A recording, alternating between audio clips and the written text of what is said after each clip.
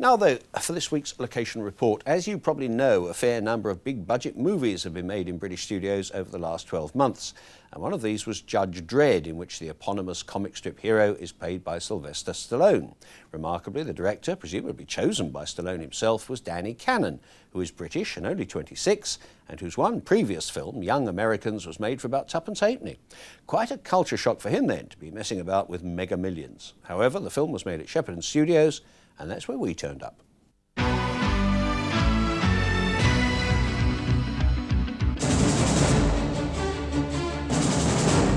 876, take one. Action!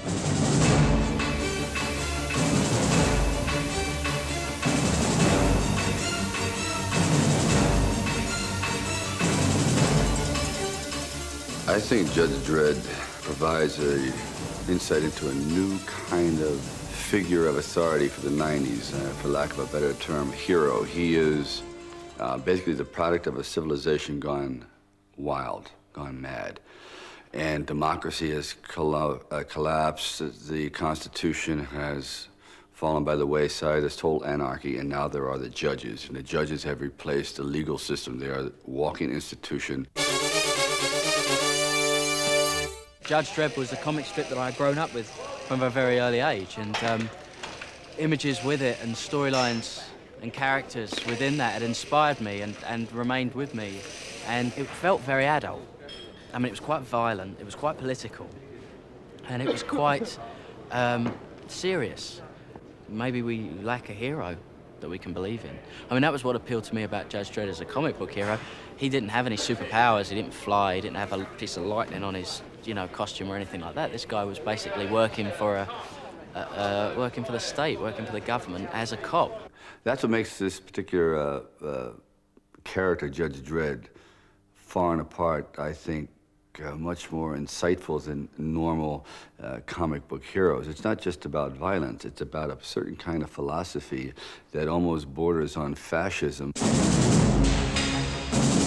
No, I think Stallone was the only one who did more research than I did, I think. He embraced the character of Judge Dredd. He understood that, that icon status. I mean, he does bring a power, undeniably, to the set. Signal flare! Court adjourned.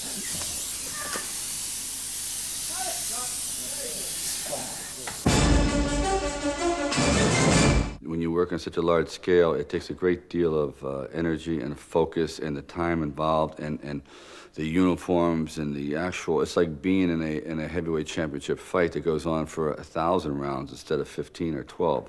The scale of this movie is so immense and so exciting because we feel as if we're merely a cog in the wheel. How do you compete with the enormity of it? The film's been a massive undertaking but a very exciting and challenging one because we've been trying to achieve something that hasn't been seen before in terms of opening the film out on an epic scale and making this a very believable city that stretches for miles. We're building everything, all the vehicles, the guns, all the props. You can't go to prop houses to rent futuristic things. And we've sort of pumped up the scale on everything. So, all the guns are, they're monsters. And, likewise with everything, the architectural detailing, everything has been slightly, increased in its bulk. But, when you're looking at any, wall surfaces or, details, you actually, you absolutely believe that you're looking at 150 years into the future. This is our ABC robot. He's one of the characters in the movie. He starts out as a baddie. Rico is our main villain. Comes across him in a gun shop and powers him up and makes him his personal bodyguard. We're very proud of him. He's a friend, and I'd like to have seen more of him in the movie, but you never know what may happen. You never know if he actually has died or not. The technicians here are absolutely brilliant, and I'm not just saying that because I'm here. I have never seen such craftsmanship on a film. I cannot find a false move. I look at the makeup of the creatures and the mere texturing of the walls. Matter of fact, I went over and introduced myself to the scenic painters, I said, you're brilliant, you're artists. I mean, in your own, they're like Picassos of what they do. In their world, they're absolutely genius.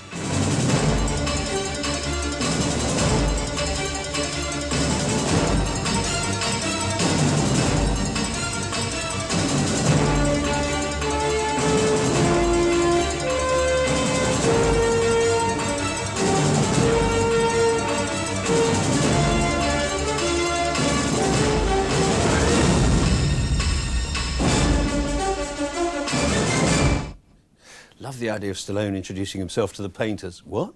Sylvester who?